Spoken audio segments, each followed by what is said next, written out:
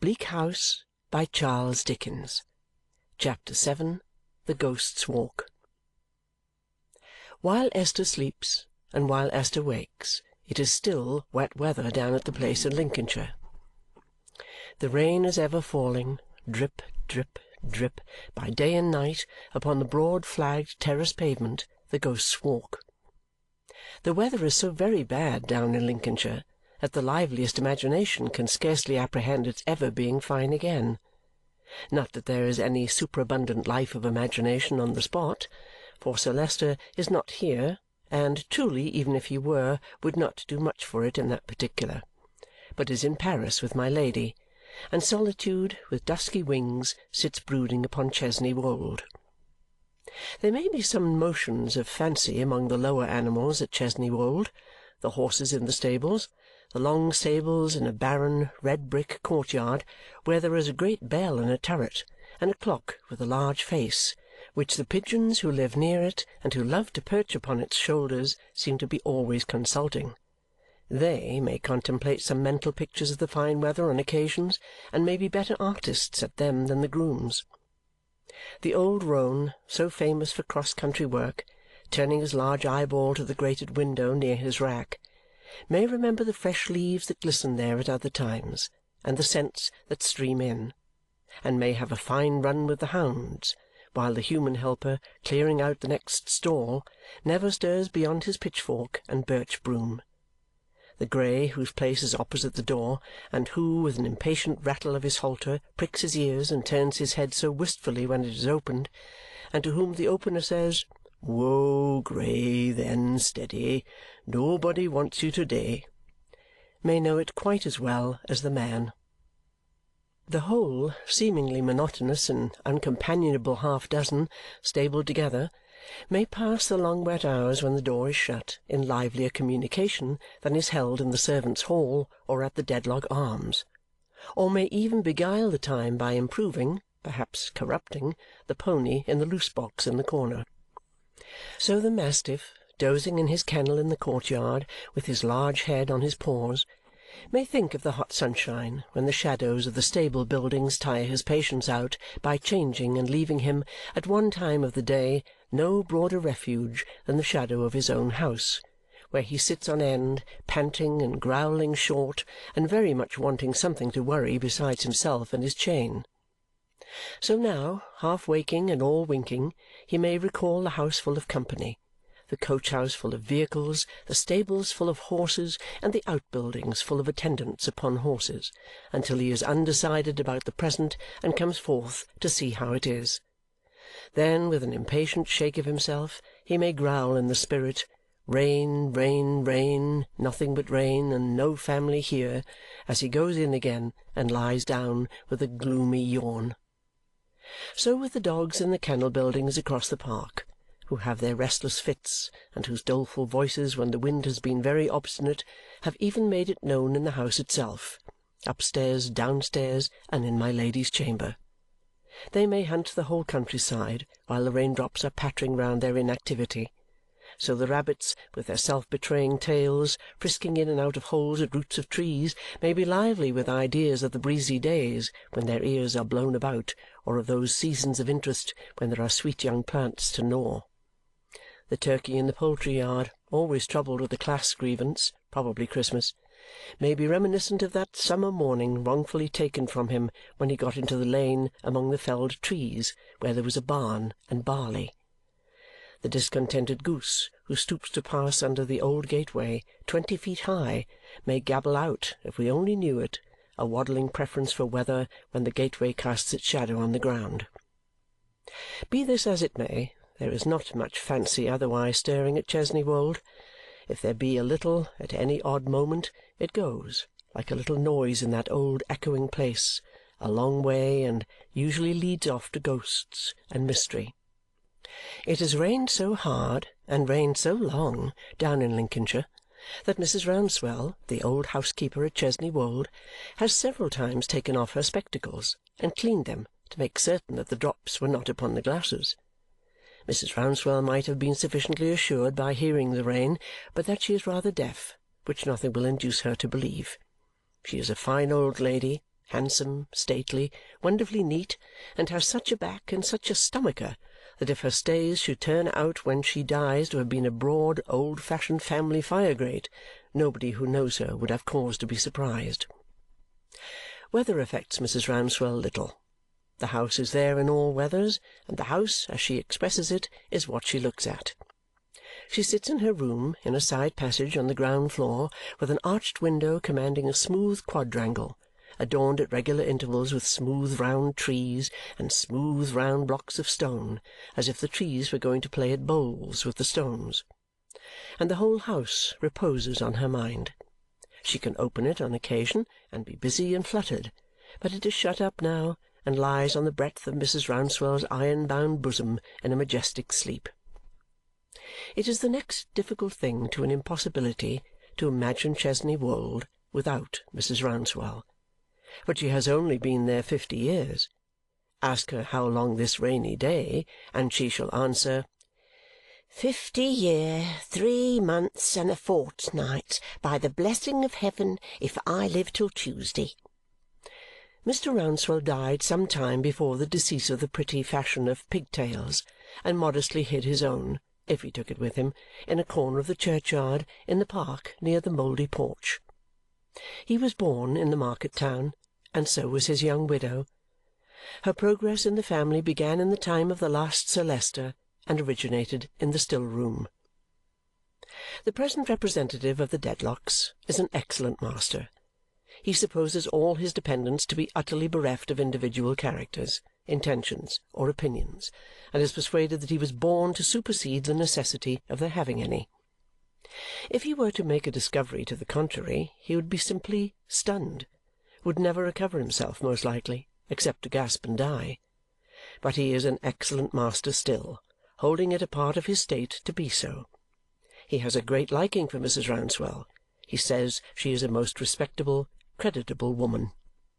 He always shakes hands with her when he comes down to Chesney Wold and when he goes away, and if he were very ill, or if he were knocked down by accident, or run over, or placed in any situation expressive of a Dedlock at a disadvantage, he would say, if he could speak, "Leave me and send Mrs. Rouncewell here," feeling his dignity at such a pass safer with her than with anybody else. Mrs. Rouncewell has known trouble. She has had 2 sons, of whom the younger ran wild and went for a soldier and never came back. Even to this hour Mrs. Rouncewell's calm hands lose their composure when she speaks of him, and unfolding themselves from her stomacher, hover about her in an agitated manner as she says what a likely lad, what a fine lad, what a gay, good-humoured, clever lad he was. Her second son would have been provided for at Chesney Wold, and would have been made steward in due season, but he took, when he was a schoolboy, to constructing steam-engines out of saucepans, and setting birds to draw their own water with the least possible amount of labour, so assisting them with artful contrivance of hydraulic pressure that a thirsty canary had only, in a literal sense, to put his shoulder to the wheel, and the job was done. This propensity gave Mrs. Rouncewell great uneasiness. She felt it with a mother's anguish to be a move in the Wat Tyler direction, well knowing that Sir Leicester had that general impression of an aptitude for any art to which smoke and a tall chimney might be considered essential. But the doomed young rebel, otherwise a mild youth and very persevering, showing no sign of grace as he got older, but, on the contrary, constructing a model of a power-loom, she was fain, with many tears, to mention his backslidings to the baronet. "Mrs. Rouncewell," said Sir Leicester, "I can never consent to argue, as you know, with any one on any subject. You had better get rid of your boy. You had better get him into some works. The iron country farther north is, I suppose, the congenial direction for a boy with these tendencies." Farther north he went, and farther north he grew up. And if Sir Leicester Dedlock ever saw him when he came to Chesney Wold to visit his mother, or ever thought of him afterwards, it is certain that he only regarded him as one of a body of some odd 1,000 conspirators, swarthy and grim, who were in the habit of turning out by torchlight 2 or 3 nights in the week for unlawful purposes. Nevertheless, Mrs. Rouncewell's son has, in the course of nature and art, grown up and established himself and married and called unto him Mrs. Rouncewell's grandson, who, being out of his apprenticeship and home from a journey in far countries whither he was sent to enlarge his knowledge and complete his preparations for the venture of this life, stands leaning against the chimney-piece this very day in Mrs. Rouncewell's room at Chesney Wold. And again, I am glad to see you, Watt. And once again, I am glad to see you, Watt, says Mrs. Rouncewell. You are a fine young fellow. You are like your poor Uncle George. Ah! Mrs. Rouncewell's hands unquiet as usual on this reference. They say I'm like my father, grandmother. Like him also, my dear, but most like your poor Uncle George and your dear father. Mrs. Rouncewell folds her hands again. He is well? Thriving, grandmother, in every way. I am thankful. Mrs. Rouncewell is fond of her son, but has a plaintive feeling towards him, much as if he were a very honourable soldier who had gone over to the enemy. He is quite happy, says she. Quite. I am thankful. So he has brought you up to follow in his ways and has sent you into foreign countries and the like? Well, he knows best. There may be a world beyond Chesney Wold that I don't understand, though I am not young either, and I have seen a quantity of good company too. Grandmother, says the young man, changing the subject, what a very pretty girl that was I found with you just now. You called her Rosa? Yes, child. She is daughter of a widow in the village. Maids are so hard to teach nowadays that I have put her about me young. She's an apt scholar and will do well. She shows the house already. Very pretty. She lives with me at my table here. I hope I have not driven her away.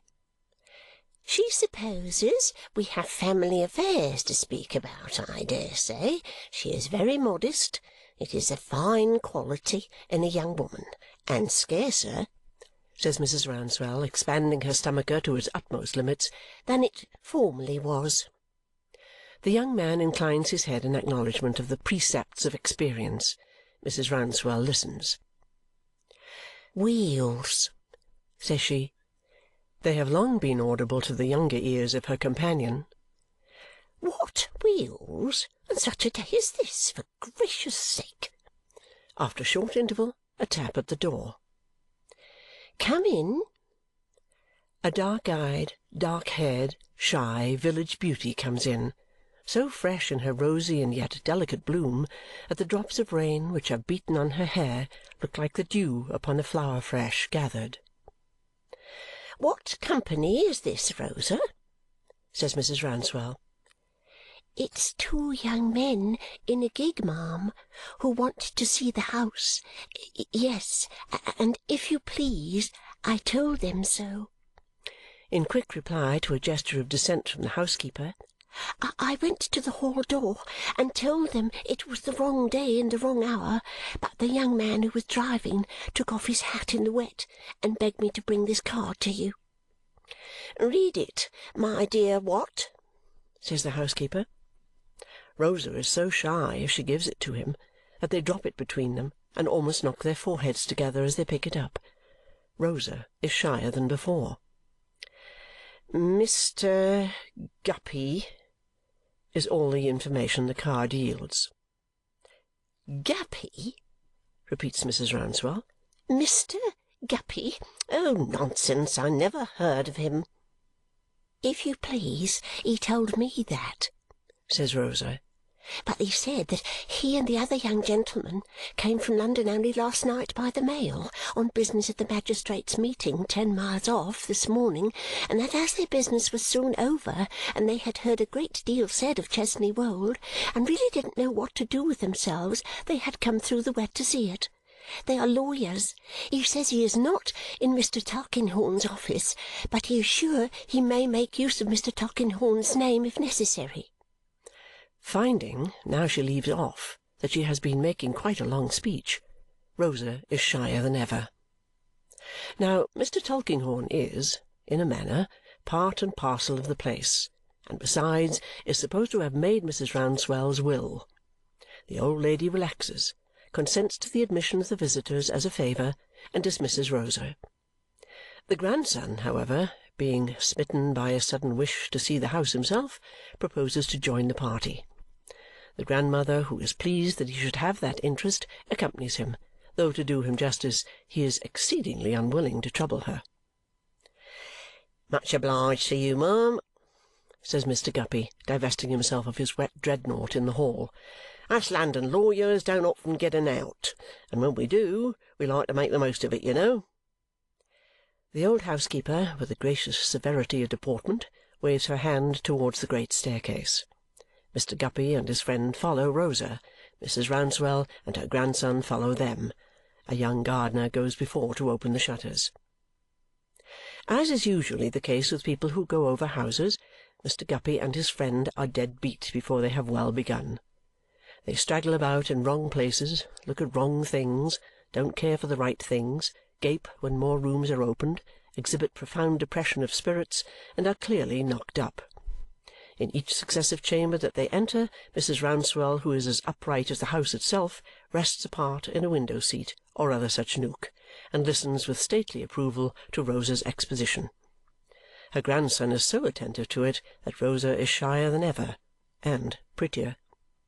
Thus they pass on from room to room, raising the pictured Dedlocks for a few brief minutes as the young gardener admits the light, and reconsigning them to their graves as he shuts it out again. It appears to the afflicted Mr. Guppy and his inconsolable friend that there is no end to the Dedlocks, whose family greatness seems to consist in their never having done anything to distinguish themselves for 700 years. Even the long drawing-room of Chesney Wold cannot revive Mr. Guppy's spirits. He is so low that he droops on the threshold and has hardly strength of mind to enter. But a portrait over the chimney-piece, painted by the fashionable artist of the day, acts upon him like a charm. He recovers in a moment. He stares at it with uncommon interest. He seems to be fixed and fascinated by it. "Dear me," says Mr. Guppy. "Who's that?" "The picture over the fireplace," says Rosa, "is the portrait of the present Lady Dedlock. It is considered a perfect likeness and the best work of the master." "Blessed!" says Mr. Guppy, staring in a kind of dismay at his friend. "If I can ever have seen her, yet I know her. Has the picture been engraved, miss?" "The picture has never been engraved. Sir Leicester has always refused permission." "Well," says Mr. Guppy in a low voice, "I'll be shot if it ain't very curious how well I know that picture. So that's Lady Dedlock, is it?" "The picture on the right is the present Sir Leicester Dedlock. The picture on the left is his father, the late Sir Leicester." Mr. Guppy has no eyes for either of these magnates. "It's unaccountable to me," he says, still staring at the portrait. "How well I know that picture. I'm dashed," adds Mr. Guppy, looking round, "if I don't think I must have had a dream of that picture, you know." As no one present takes any especial interest in Mr. Guppy's dreams, the probability is not pursued. But he still remains so absorbed by the portrait that he stands immovable before it until the young gardener has closed the shutters, when he comes out of the room in a dazed state that is an odd though a sufficient substitute for interest, and follows into the succeeding rooms with a confused stare, as if he were looking everywhere for Lady Dedlock again. He sees no more of her. He sees her rooms, which are the last shown, as being very elegant, and he looks out of the windows from which she looked out, not long ago, upon the weather that bored her to death. All things have an end, even houses that people take infinite pains to see and are tired of before they begin to see them. He has come to the end of the sight, and the fresh village beauty to the end of her description, which is always this: The terrace below is much admired. It is called from an old story in the family, the Ghost's Walk." "No," says Mr. Guppy, greedily curious. "What's the story, miss? Is it anything about a picture?" "Pray tell us the story," says Watt in a half-whisper. "I don't know it, sir." Rosa is shyer than ever. "It is not related to visitors. It is almost forgotten," says the housekeeper, advancing. "It has never been more than a family anecdote." "You'll excuse my asking again if it has anything to do with the picture, ma'am," observed Mr. Guppy, "because I do assure you that the more I think of that picture, the better I know it, without knowing how I know it." The story has nothing to do with the picture. The housekeeper can guarantee that. Mr. Guppy is obliged to her for the information, and is, moreover, generally obliged. He retires with his friend, guided down another staircase by the young gardener, and presently is heard to drive away. It is now dusk. Mrs. Rouncewell can trust to the discretion of her two young hearers, and may tell them how the terrace came to have that ghostly name. She seats herself in a large chair by the fast darkening window, and tells them, "In the wicked days, my dears, of King Charles the First, I mean, of course, in the wicked days of the rebels who leagued themselves against that excellent king, Sir Morbury Dedlock was the owner of Chesney Wold. Whether there was any account of a ghost in the family before those days, I can't say. I should think it very likely indeed." Mrs. Rouncewell holds this opinion because she considers that a family of such antiquity and importance has a right to a ghost. She regards a ghost as one of the privileges of the upper classes, a genteel distinction to which the common people have no claim. "Sir Morbury Dedlock," says Mrs. Rouncewell, "was, I have no occasion to say, on the side of the blessed martyr. But it is supposed that his lady, who had none of the family blood in her veins, favoured the bad cause. It is said that she had relations among King Charles's enemies, that she was in correspondence with them, and that she gave them information. When any of the country gentlemen who followed his Majesty's cause met here, it is said that my lady was always nearer to the door of their council-room than they supposed. Do you hear a sound like a footstep passing along the terrace, Watt?" Rosa draws nearer to the housekeeper. "I hear the raindrip on the stones," replies the young man, "and I hear a curious echo, I suppose an echo, which is very like a halting step." The housekeeper gravely nods and continues. "Partly on account of this division between them, and partly on other accounts, Sir Morbury and his lady led a troubled life. She was a lady of a haughty temper. They were not well suited to each other in age or character, and they had no children to moderate between them. After a favourite brother, a young gentleman, was killed in the civil wars by Sir Morbury's near kinsman, her feeling was so violent that she hated the race into which she had married. When the Dedlocks were about to ride out from Chesney Wold in the king's cause, she is supposed to have more than once stolen down into the stables in the dead of night and lamed their horses. And the story is that once at such an hour her husband saw her gliding down the stairs and followed her into the stall where his own favourite horse stood. There he seized her by the wrist, and in a struggle, or in a fall, or through the horse being frightened and lashing out, she was lamed in the hip, and from that hour began to pine away." The housekeeper has dropped her voice to a little more than a whisper. "She had been a lady of a handsome figure and a noble carriage. She never complained of the change. She never spoke to any one of being crippled or of being in pain.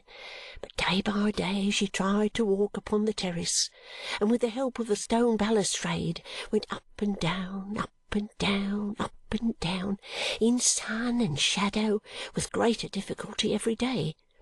At last, one afternoon, her husband, to whom she had never on any persuasion opened her lips since that night, standing at the great south window, saw her drop upon the pavement. He hastened down to raise her, but she repulsed him as he bent over her, and looking at him fixedly and coldly said, I will die here where I have walked, and I will walk here though I am in my grave. I will walk here until the pride of this house is humbled, and when calamity or when disgrace is coming to it, let the Dedlocks listen for my step. Watt looks at Rosa. Rosa, in the deepening gloom, looks down upon the ground, half frightened and half shy. There and then she died, and from those days, says Mrs. Rouncewell, the name has come down, the Ghost's Walk.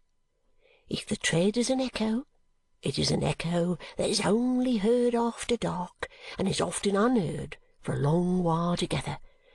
But it comes back from time to time, and so sure as there is sickness or death in the family, it will be heard then.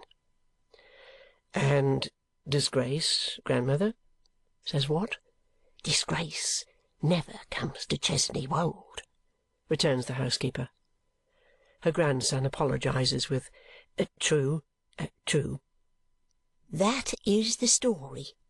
Whatever the sound is, it is a worrying sound, says Mrs. Rouncewell, getting up from her chair. And what is to be noticed in it is that it must be heard. My Lady, who is afraid of nothing, admits that when it is there, it must be heard. You cannot shut it out. What? There is a tall French clock behind you, placed there a purpose, as a loud beat when it is in motion and can play music. You understand how those things are managed? Pretty well, grandmother, I think. Set it a-going. Watt sets it a-going, music and all. Now, come hither, says the housekeeper. Hither, child, towards my Lady's pillow. I am not sure that it is dark enough yet, but listen. Can you hear the sound upon the terrace through the music and the beat and everything? I certainly can. So my Lady says. End of chapter 7.